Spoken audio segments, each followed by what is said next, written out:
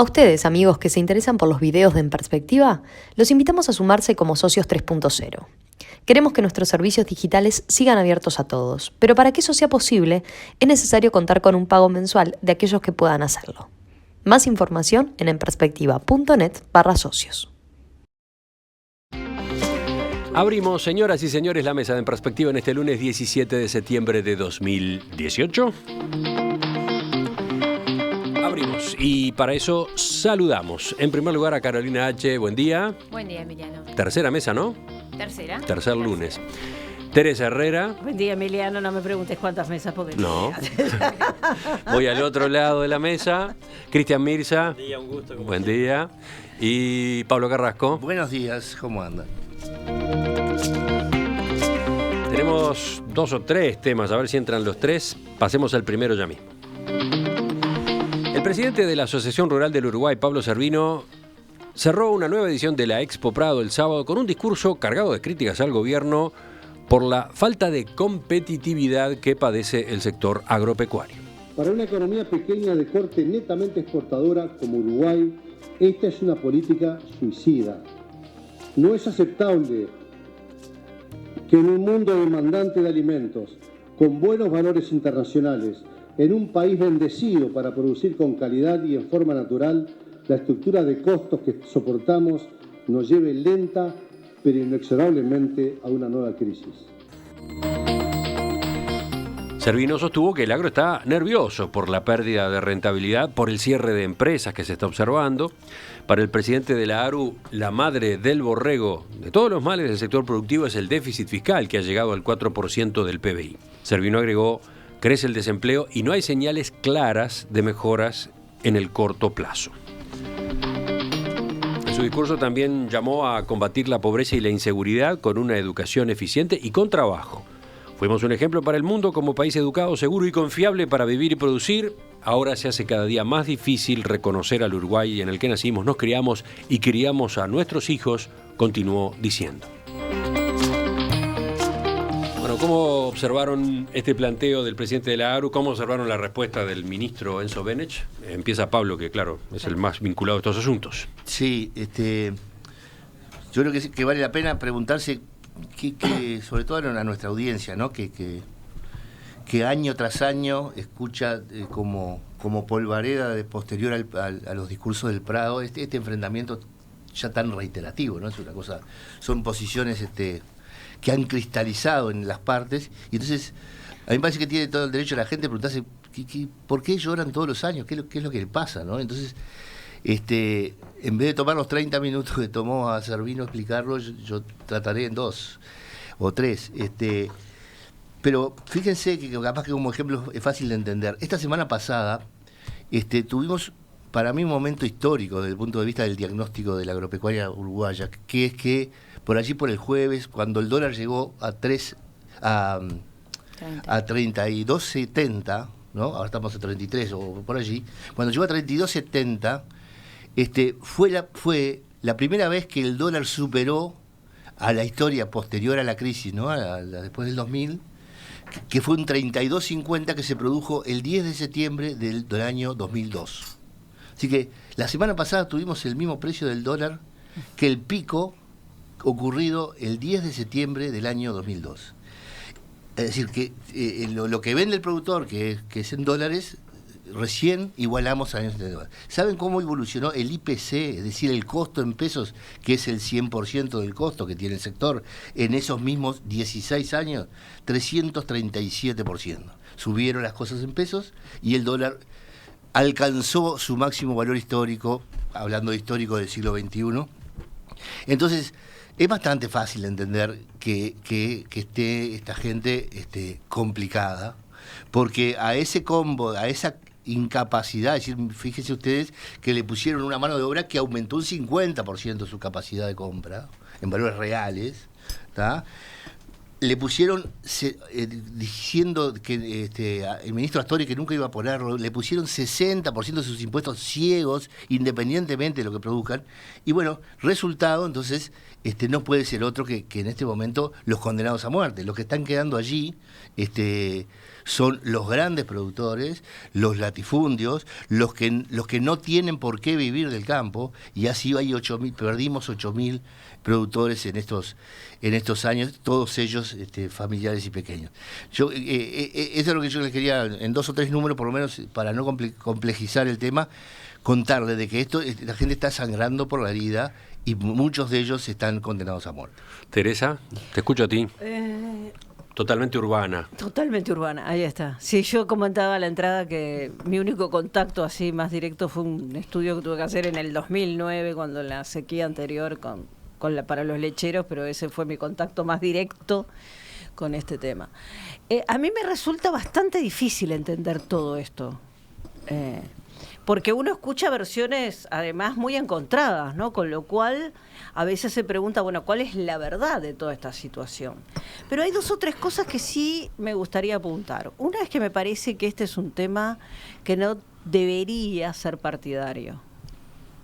Uruguay es un país agroexportador, de eso me parece que, ¿no? El 50% del Producto Bruto se genera por ahí. Entonces, casi el 50%. Con lo cual, me parece que si eso no sería motivo de una política nacional acordada, no sé qué. Entonces, creo que, y además en un mundo donde los últimos datos de la FAO son malas noticias, ¿no? En un mundo donde nos dicen que después de varios años en el cual hubo un crecimiento importante, o mejor dicho, una disminución importante del hambre en el mundo, los últimos 2 años, otra vez empiezan a darse cifras acalambrantes en este tema. Un país que tiene posibilidades de producir comida para, no voy a decir que para el mundo, puede ser una exageración, pero que tiene posibilidad de producir comida por lo menos para 30 millones de habitantes, de personas. Entonces, a mí me parece que esto debería ser uno de los temas en los cuales habría que sentarse todos los partidos políticos a conversar sobre este tema y a tener políticas de Estado acordadas. Carolina. Sí. No, de acuerdo con lo que dice Pablo, que lo ilustró muy bien la situación. Se expresó el doctor Pablo Servino, expresó el descontento, y es un descontento justificado, ¿no? Es un descontento justificado. Como dice Teresa, el agro es el 50%, es el motor de este país, y tiene que ser algo nacional. Tenemos que tomar el ejemplo de Chile, por ejemplo. Chile se puso la camiseta de Chile, ¿no? Y desde la apertura democrática, pasando por Alwin, Frei, Lagos, Bachelet 2 veces y ahora Piñera, se tomó una línea, más que nada en la apertura al mundo, que es independiente de las ideologías. Yo creo que nos tenemos que poner la camiseta del Uruguay, porque el productor rural está sofocado, y tiene razón. Lo que pasó en Durazno, lo de un solo Uruguay, fue clarísimo. Realmente yo estuve ahí y se podía ver la situación que no se puede más. No creo que es importante eso, darle la importancia que se merece un tema que nos hace como país, ¿no? Mi perspectiva es absolutamente distinta. Apareció Cristian, ahora le tocaba a él, el último de la rueda. Voy a hacer referencia al discurso, no a la situación del agro. Para eso nos convocaron. En primer lugar, el discurso está altamente politizado y no está mal. ¿Por qué no está mal? Porque de alguna manera los actores sociales que están en el escenario, en la arena pública, manifiestan sus intereses y demandas de una manera bastante transparente. El hito de la Expo Prado anualmente constituye la expresión básicamente de un sector social, pero allí entra la segunda consideración. El lema que se levantó fue la Expo Prado nos une, y yo creo que allí el agro es multidiverso, es decir, no es lo mismo una situación del arrocero con grandes campos, con grandes extensiones, a un pequeño productor lechero. No es lo mismo a una pequeña huerta orgánica o aquel que trabaja en otros rubros, en la carne o en el ganado ovino. ¿Qué quiero decir? Que hay otras expresiones, incluso la producción y los sectores agropecuarios están instituidos en distintas organizaciones representativas. Una cosa es la ARU y otra cosa es la Federación Rural. Y podría mencionar otras federaciones o cámaras empresariales o de microproductores o de pequeños productores. En tercer lugar, yo creo que sí, la situación del agro es complicada, pero no se puede decir la situación del agro en términos generales. Pablo sabe mucho más que yo de esto, y hay sectores que están más comprometidos y hay otros sectores que no están en absoluto comprometidos y que les ha ido relativamente bien. Claro, después de más de una década de pingües ganancias, de una altísima tasa de rentabilidad y de ganancias generadas para algunos sectores sociales, cuando el crecimiento económico medido, por lo menos en PBI, disminuye, evidentemente disminuye el reparto. Mi modelo no es el chileno y tampoco creo, discúlpenme, voy a discrepar rotundamente, pero yo no soy afecto a las políticas de Estado. Yo creo que las políticas de Estado no son posibles más que en determinadas arenas específicas, muy concretas. Pero en general, cuando las élites gobiernan sustentadas en parámetros y en paradigmas ideológicos, políticos, programáticos y estratégicos, y defienden intereses determinados. Eso no quiere decir que no es posible la conciliación, la negociación, el acuerdo en base a algunos ítems y algunos criterios normativos. Pero reitero, aquí se expresan la pugna distributiva, como yo digo en la facultad, no hay secreto, no hay misterio, hay pugna distributiva por los ingresos. Luego, hacer un análisis, una exégesis, como se dice, del discurso de Cervino realmente sería bien interesante, porque se mete en todos los temas y toma partido político, toma postura política, está claro. No, hay dos cosas que quisiera decir. Una que comparto totalmente, que por supuesto que el discurso de Cervino es un discurso absolutamente político, ¿no? Y hay aspectos de su discurso, yo diría que gran parte que no comparto en absoluto, pero me parece que, y también comparto desde el punto de vista de lo que está planteando Cristian, que no es lo mismo el pequeño productor que la gran extensión.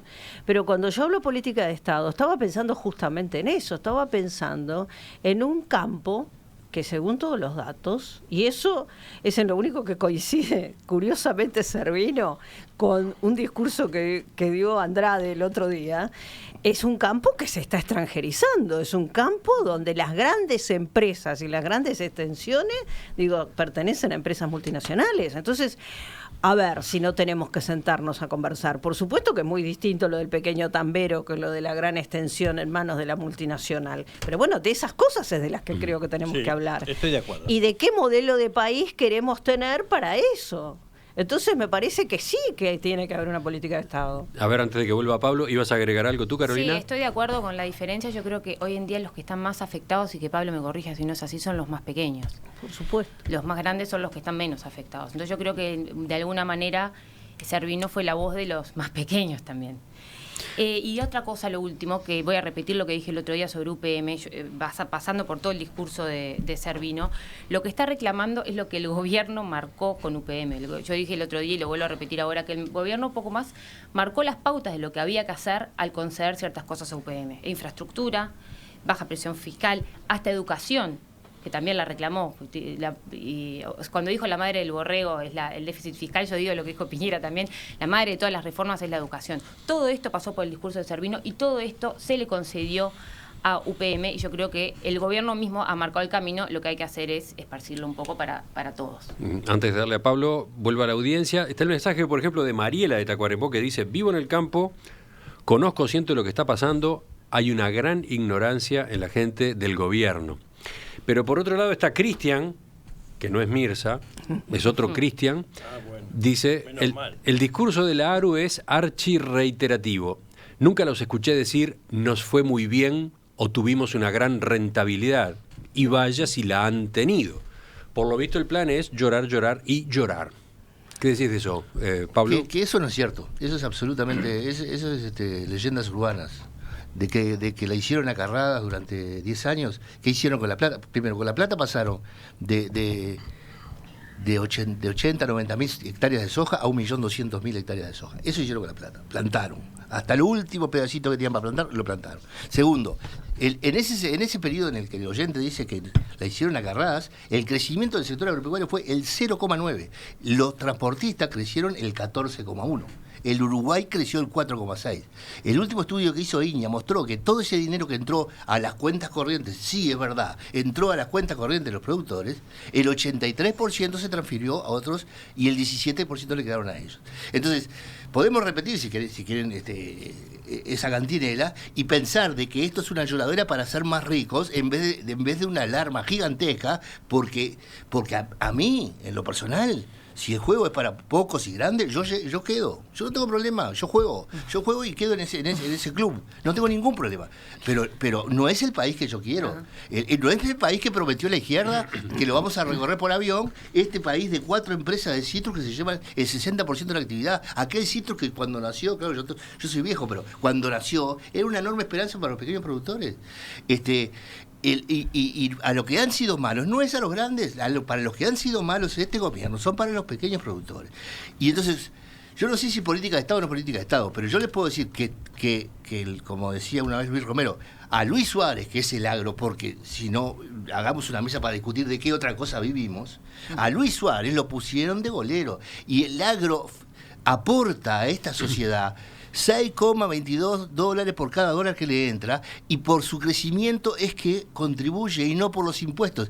Si vos le pones un impuesto antes de empezar a plantar, el tipo no planta. Si no planta, en el camión ese que se iba a ir a Montevideo con 30 toneladas, donde solo 2 son del productor y 28 son para el resto del Uruguay, el que pierde es el de las 28 toneladas, no es el 2. El 2 nosotros ponemos más vacas, y una vaca cada 100 hectáreas, no tenemos problema, y nos quedamos quietitos y comemos los corderos muertos. Nosotros sobrevivimos, somos resilientes. El que no sobrevive es el industrial, que hoy, yo le estaba comentando antes de entrar acá, hoy yo me animo a hacer un TLC con Chile o con cualquier país, porque lo único que habría que proteger es la ganadería, y ese no tiene ningún problema, le ganamos a todos, porque la industria está destruida.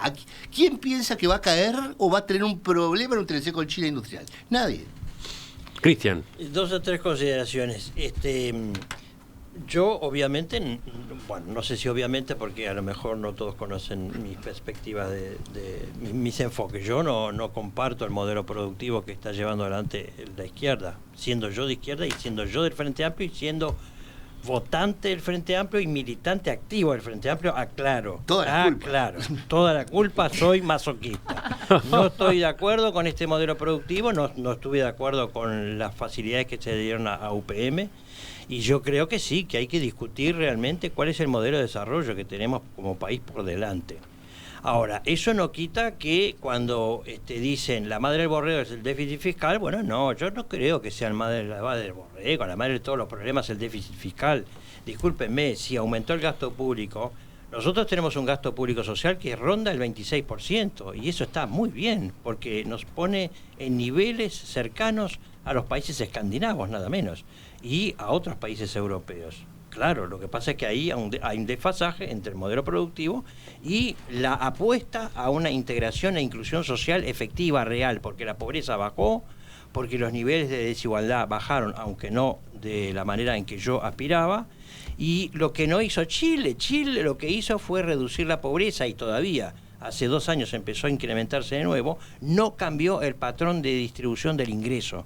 O sea, no, yo no estoy de acuerdo con ese modelo, no es el mío. Entonces yo creo que sí, que hay que discutir el modelo de desarrollo, y hay que recordar además todas las medidas que tomó el Ministerio de Ganadería, este gobierno, en favor de determinados sectores con leyes, decretos y facilidades. Yo no voy a hacer la enumeración. Lo que reitero, digo, no todo está espantosamente mal como parecería decir Cervino. Y cuando empezamos a analizar los subsectores, entonces sí hay que hacer, digamos, hincapié y foco en los sectores que realmente están padeciendo y que tienen un futuro un poco gris, por lo menos. Pablo, Teresa, ¿qué va a pedir? Sí, el foco, además me parece que el foco del discurso de Cervino también, digamos, como ahí comparto, por supuesto, todos son actores políticos y todos tratan de tirar agua para su propio molino.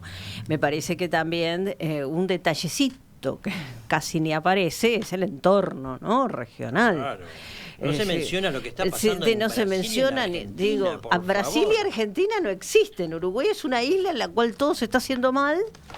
Y bueno, y el culpable de todos los males es el gobierno al frente. Entonces a mí me parece que ni tanto ni tan calvo, ¿no? Porque, insisto, Uruguay no es una isla, y si además comparo con los vecinos, en realidad estamos bastante mejor. Entonces, sobre ese argumento, Pablo, ¿qué decís? creo que... Bueno, que uno compara lo que quiere. Digamos, si yo me comparo con los vecinos y tengo $1 a 40 en Argentina y $1 a 4.20 en Brasil, ahí los que están muchísimo mejor son los productores. Si queremos hablar de otras cosas, podemos comparar otras cosas. Pero justo en este caso, en el caso de la agropecuaria, los vecinos, el tipo de cambio que han conseguido es el sueño de los que nosotros estamos padeciendo hace 15 años. Así que no se aplica para mí en este caso. Yo quisiera un breve comentario con también la respuesta del... Yo me tomé el trabajo, 36 minutos, escuché a Benech, que es una actividad, digamos, militante, y bueno, y a mí me pareció que la sacó para fuera del estadio, digamos, no contestó nada. Después tuvieron la ayuda de la marcha de Tres Árboles, ¿no? Para poder hablar de eso, y en vez de hablar de esto que estamos complicados, pero no la provocó Benech. Tuvieron la suerte. No fue todo coordinado con el ejército. Eso fue no creo que haya sido así. No, ahora el ejército es blanco, eso quedó muy claro. Ahora, en todo caso, enseguida pasamos a ese otro tema. Pero estabas diciendo, Pablo... Nada, que habló de cosas... Primero, habló de los molinos, ¿no? 2 o 3 cosas, me costó encontrarle 2 o 3 cosas de los molinos. Lo de los molinos, hasta el último molino se ha hecho con dinero privado. Estás hablando de los El parques cambio de aerogeneradores. Sí, los cambios estructurales, los campos están llenos de molinos. No sé si a le sale esa palabra tan compleja, parques aerogeneradores. Pero No, porque digo, los molinos son otra cosa, ¿no? Sí. Los molinos muelen. Los molinos Estos no muelen. Estos no muelen, estos vuelan. Los parques eólicos, digamos, los parques eólicos, son hechos con dinero privado en la misma medida y la misma manera que se había con la que perdimos aquel plebiscito del 92. Esto se hizo en la asociación de privados con públicos. Hasta lo que hizo UTE fueron después vendidos a privados.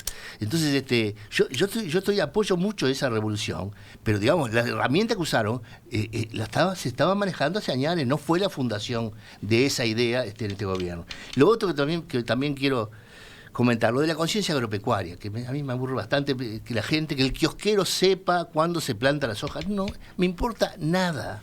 Me parece que es absolutamente romántica ese concepto. Al que tiene que tener conciencia agropecuaria es el Uruguay, los políticos y en particular el ministro de Economía. Lo último.